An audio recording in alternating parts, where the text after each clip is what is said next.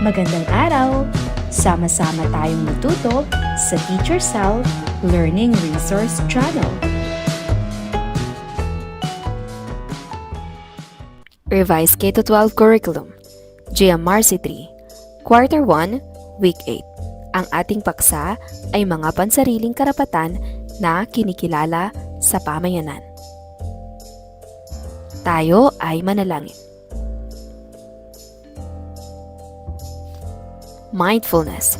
Magkaroon ng 2 minutong paghinga na malalim at mag-focus lamang sa magiging gawain at aralin sa araw na ito. Naalala ba ninyo ang inyong mga karapatang tinatamasa?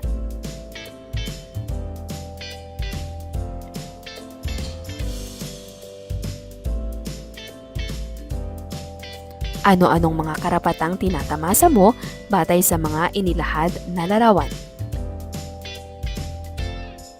Hanapin ang mga salitang maiuugnay sa ating aralin. Narito ang mga clues. Taong walang sapat na gulang, partikular sa pagitan ng pagiging sanggol at adolesente. Mahusay, ito ay bata. Salita o mga salitang ginagamit upang tukuyin ang anuman na pagkakakilanlan. Ito ay pangalan. Ano mang dapat tamasahin ng isang individual o pangkat. Tama, ito ay karapatan. Pinakamaliit na unit ng lipunan. Pamilya. Sistematikong proseso ng pagtuturo o pag-aaral sa isang institusyon, lalo na sa paaralan. Edukasyon. Ano-anong mga salita ang nahanap mo? Bakit mahalagang matutuhan ng batang tulad mo sa ika-3 baitang ang inyong mga karapatan? Ipaliwanag.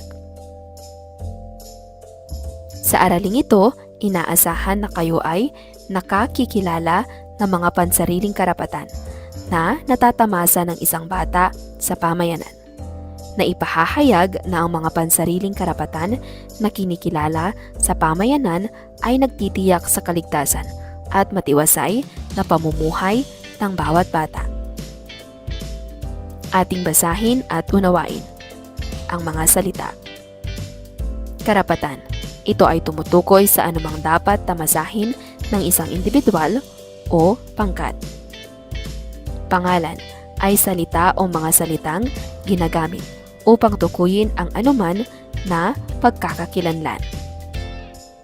Pamilya ay pinakamaliit na unit ng lipunan. Edukasyon ay sistematikong proseso ng pagtuturo o pag-aaral sa isang institusyon, lalo na sa paaralan. Para sa gawain bilang isa, pagbasa ng maikling sanaysay. Nais kong matuto. Nais kong mag-aral at matuto ng maraming bagay. Nais kong matutong magbasa, sumulat, gumuhit, at magpinta. Nais ko ring mag-aral sumayaw, umawit, at tumula. Kaya naman, ako ay pumapasok sa eskwela. Sa aming klase, kami ay tinuturo ang magbasa, magsulat, gumuhit, at magpinta. Tinuturuan rin kaming sumayaw, umawit, at tumula. Dahil dito ay nalilinang ko ang aking mga kakayahan. Magaling na akong magbasa, magsulat, gumuhit, at magpinta. Mahusay na rin akong sumayaw, umawit, at tumula. Mabuti na lamang at ako ay nakakapag-aral. Sino ang tinutukoy sa sanaysay? Ano-ano ang nais niyang gawin? Anong karapatan ng mga bata ang tinutukoy sa sanaysay? Paano mo maipakikita ang paggalang sa karapatan ng inyong kapwa-bata? Basahin ang maikling kwento. Ang mga karapatan ni Liz. Si Liz ay isang masayahing bata na may mabuting pamilya na nagmamahal at nag-aalaga sa kanya. Binigyan siya ng kanyang mga magulang ng magandang pangalan na nagpapakilala sa kanya sa paaralan at sa komunidad.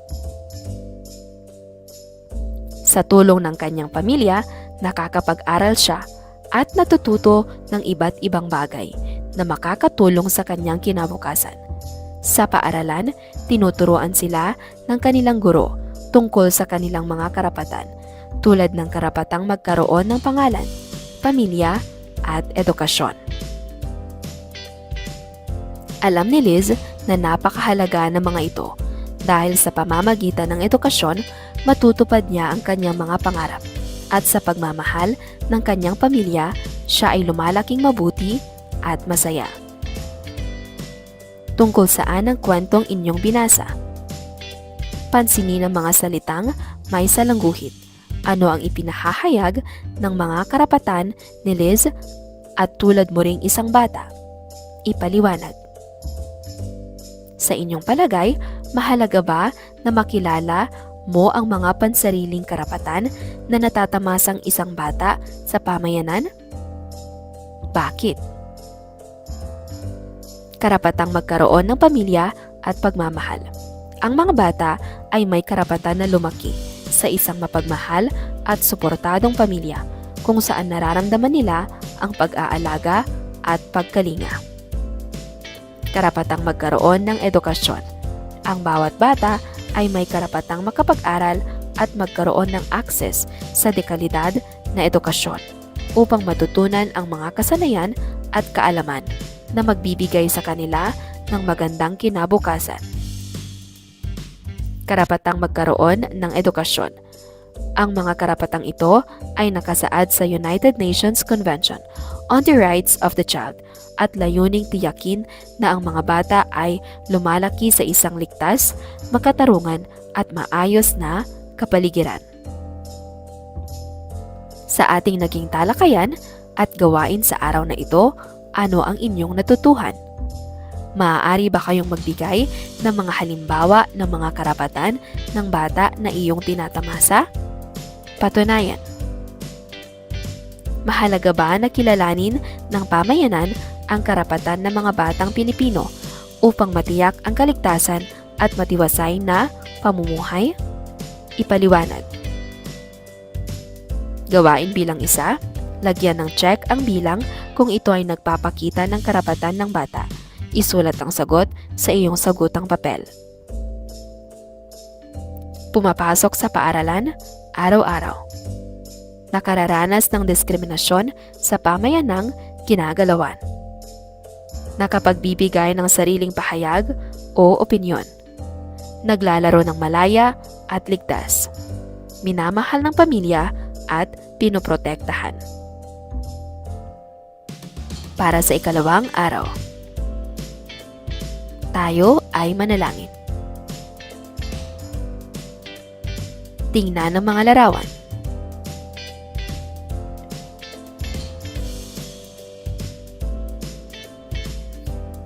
Alin sa mga larawan ang nagpapakita ng pagtatamasa ng inyong karapatan?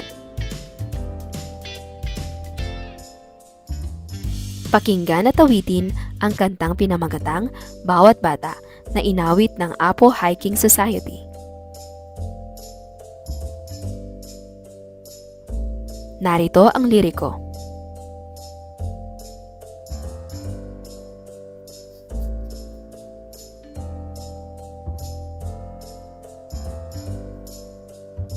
Ano ang damdamin mo habang umaawit? Ano ang mensahe ng awit? Ano-ano ang mga karapatang nabanggit sa awit? Sa araling ito, inaasahan na kayo ay naiisa-isa ang mga pansariling karapatan na natatamasa ng isang bata sa pamayanan. Naiuugnay na ang mga pansariling karapatan na kinikilala sa pamayanan ay nagtitiyak sa kaligtasan at matiwasay na pamumuhay ng bawat bata. Ating basahin at unawain ang mga salita. Pamayanan ay partikular na pook na pinaninirahan ng mga taong nauugnay sa isang katangian. Matiwasay ay nauukol sa pagiging mapayapa. Kompletuhin. Punan ng graphic organizer. Narito ang salitang karapatan. Anong mga karapatan ng bata ang iyong tinatamasa?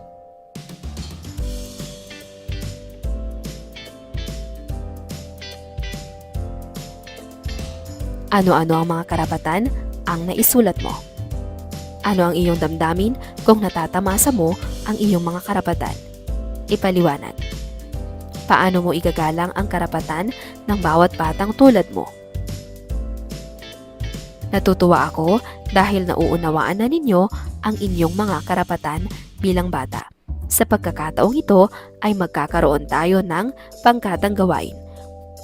Mula sa sanaysay na may pamagat na nais kong malayang mamuhay. Basahin ang maikling sanaysay. Unang pangkat, nais kong malayang mamuhay. Nais kong makapagpahayag ng aking mga ideya at saloobin. Nais kong masabi kung ako ay masaya, malungkot, galit o takot. Nais ko ring makapagbigay ng mungkahi o sumagot sa mga tanong. Ikalawang pangkat, nais kong malayang mamuhay. Nais kong sumamba o magsimba.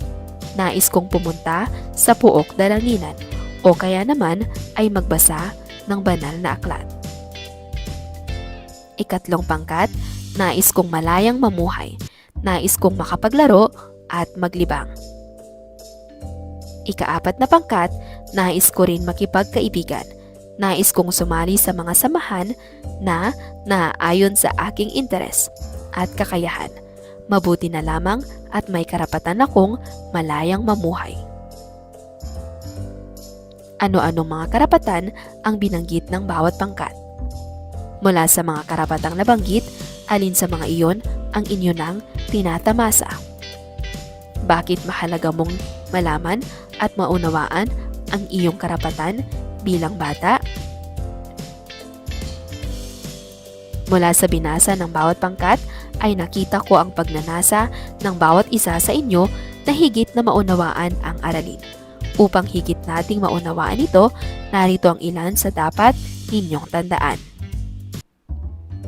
Ang mga pansariling karapatan na tinatamasa ng isang bata sa pamayanan ay mahalaga upang matiyak ang kaligtasan, kapakanan, at pag-unlad. Karapatang magkaroon ng edukasyon. Ang bawat bata ay may karapatang makapag-aral at magkaroon ng akses sa dekalidad na edukasyon upang matutunan ang mga kasanayan at kaalaman na magbibigay sa kanila ng magandang kinabukasan. Karapatang maprotektahan laban sa pang-aabuso at pagsasamantala. Ang bawat bata ay may karapatang malayo sa anumang uri ng pang-aabuso, pang-aalipin o anumang uri ng pisikal, emosyonal o sexual na pananakit. Karapatang magkaroon ng pamilya at pagmamahal. Ang mga bata ay may karapatan na lumaki sa isang mapagmahal at suportadong pamilya kung saan nararamdaman nila ang pag-aalaga at pagkalinga. Karapatang maglaro at magpahinga.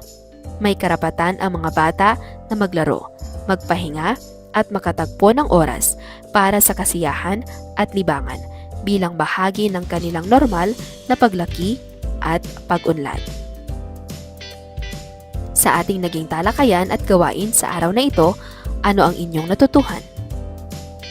Magbigay ng 2 o higit pang karapatan ng isang batang katulad mo na tinatamasa. Piliin sa loob ng kahon ang karapatang tinatamasa ng bata at isulat ang letra, ang tamang sagot sa loob ng puso. Nakakapag-aaral, sinasaktan, makapaglaro, kumain ng masustansyang pagkain, tawagin sa pangalan. Gawain bilang 2, punan ang mga patlang, isulat ang iyong sagot sa notebook.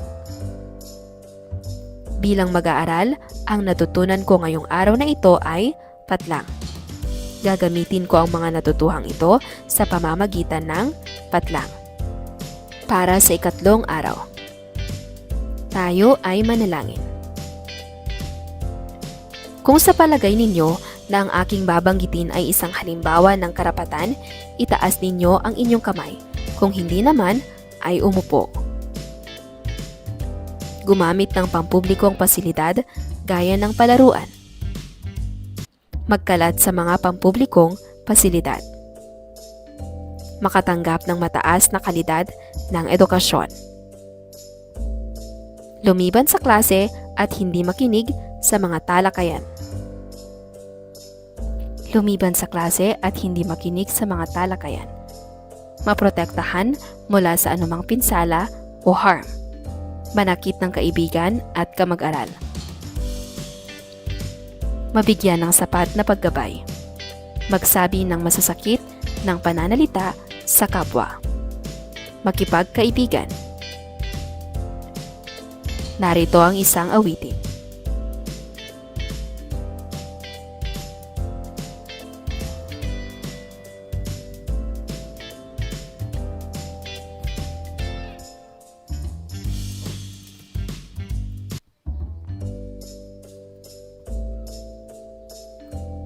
Sa araling ito, inaasahan na kayo ay naisasakilos ang mga gawain na nagbibigay halaga sa mga karapatang tinatamasa ng bawat bata.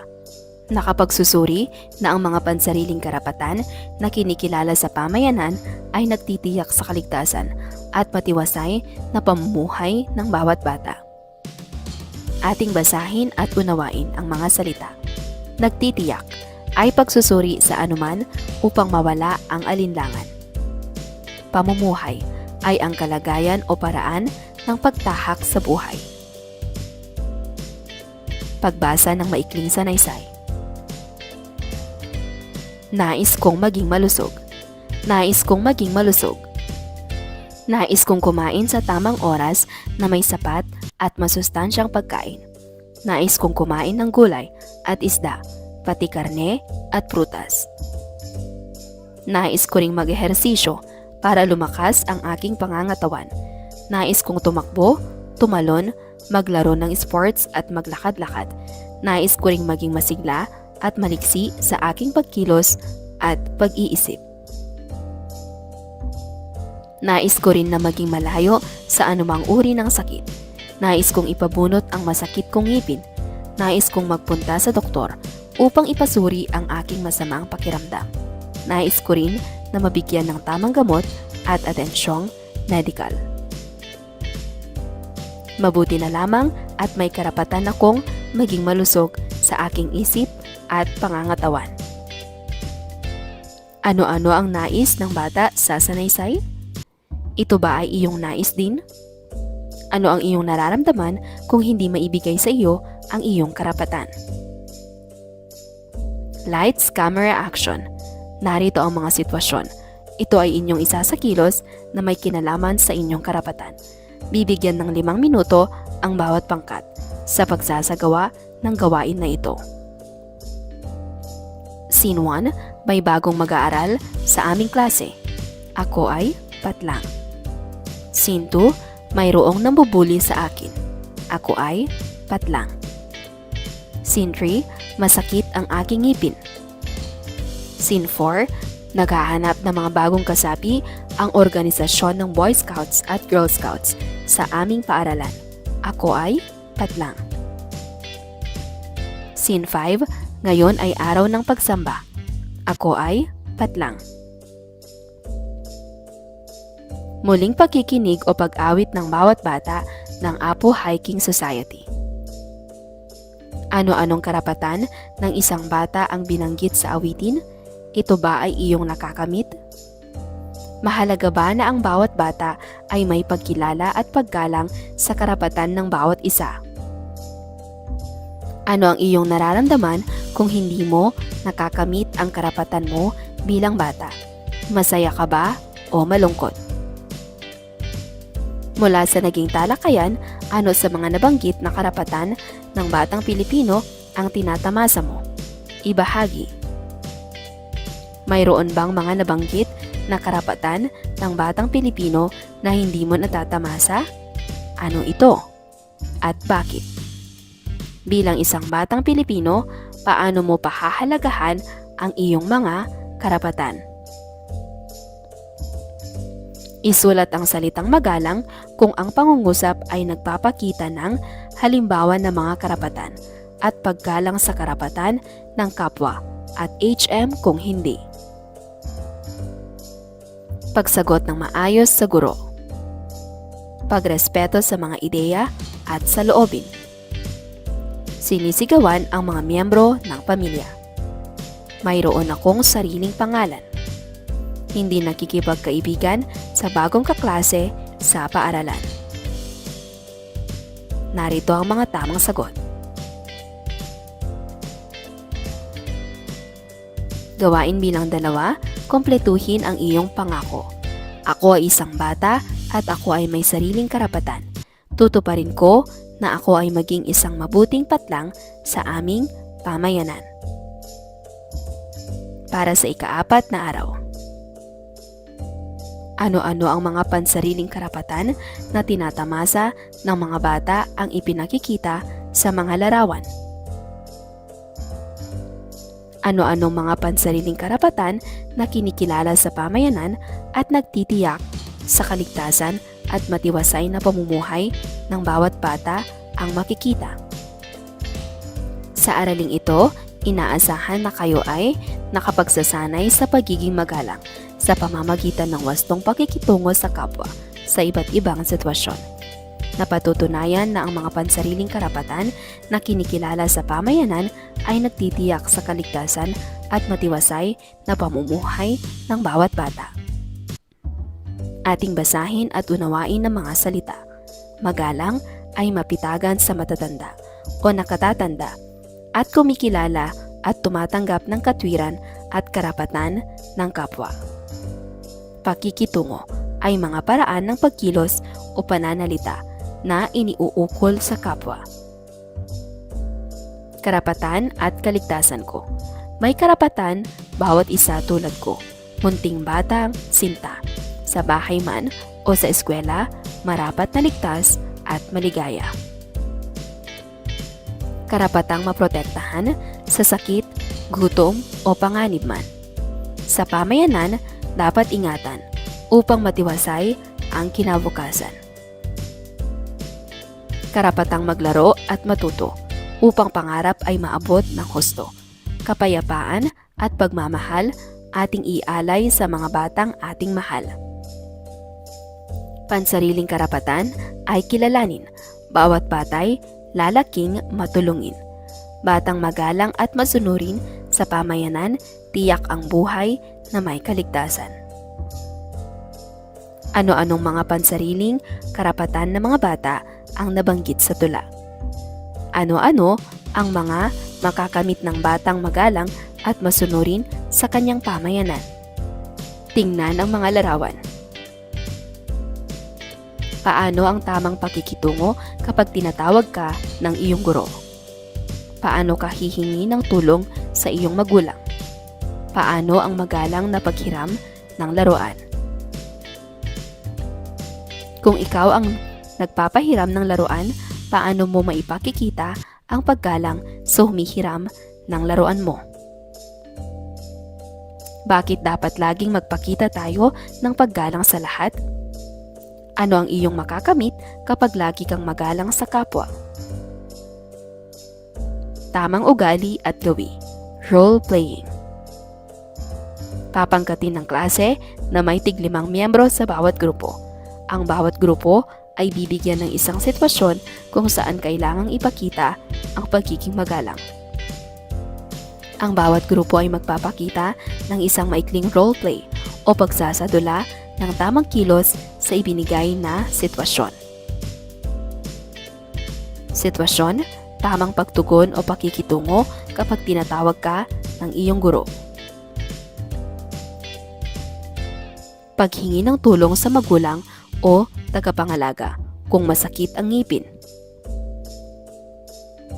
Magalang na paghiram ng laruan sa iyong kapatid o kaklase. Kung ikaw ang nagpapahiram ng laruan, ipakita ang magalang na pagpapahiram ng laruan. Paano ang wastong pakikitungo sa kapwa sa iba't ibang sitwasyon habang tinatamasa ang mga karapatan mo? Paano na ang mga pansariling karapatan na kinikilala sa pamayanan ay nagtitiyak sa kaligtasan at matiwasay na pamumuhay ng bawat bata. Gawain bilang 1, role-playing, tamang gawi. Papangkatin ng klase sa 4 na grupo. Ang bawat grupo ay bibigyan ng isang sitwasyon kung saan kailangang ipakita ang pagiging magalang. Ang bawat grupo ay magpapakita ng isang maikling roleplay o pagsasadula ng tamang kilos sa ibinigay na sitwasyon. Una, sa paaralan, paano mo ipapakita ang respeto sa guro kapag tinawag ka na mag-recite? Tahanan, paano ang magalang na paghingi ng tulong sa magulang o nakatatanda sa paggawa ng takdang aralin? Tindahan o palengke, paano ang wastong pakikipag-usap sa mga namamahala ng mga paninda? Palaruan, paano ang wasto at magalang na panghingi ng pagkakataon na makagamit ng pasilidad o swing mula sa kapwa? Pagbabahagi ng gawa, ano ang napansin mong wastong pakikitungo sa kanilang ginawang pagsasadula? Panuto sa paggawa ng poster. Gumuhit ng isang sitwasyon kung saan ipinapakita ang pagiging magalang at pagkilala sa karapatan ng bata. Halimbawa, pagiging magalang sa guro, pagiging ligtas sa paaralan, paggalang sa batas ng komunidad.